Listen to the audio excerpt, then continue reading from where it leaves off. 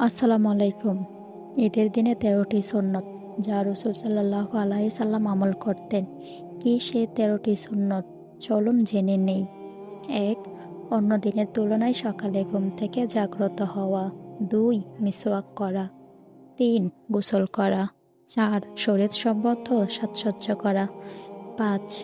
সামর্থ্য অনুপাতে উত্তম পোশাক পরিধান করা। ৬. সুগন্ধি ব্যবহার করা। ৭. ঈদ উল ফিতরে ঈদগাহে যাওয়ার পূর্বে মিষ্টি জাতীয় যেমন খেজুর ইত্যাদি খাওয়া। তবে ঈদ উল আজহাতে কিছু না খেয়ে ঈদের নামাজের পরে নিজের কুরবানির গোশত আহার করা উত্তম। ৮. সকাল সকাল ঈদগাহে যাওয়া।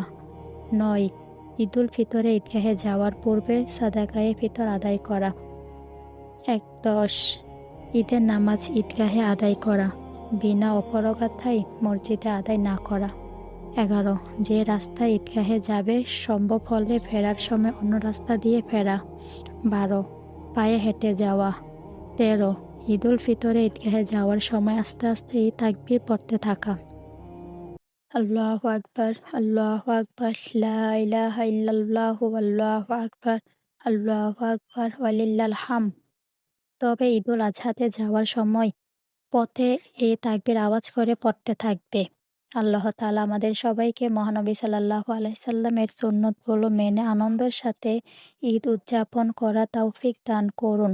আমিন। সবাই ভালো থাকবেন, সুস্থ থাকবেন। আসসালামু আলাইকুম।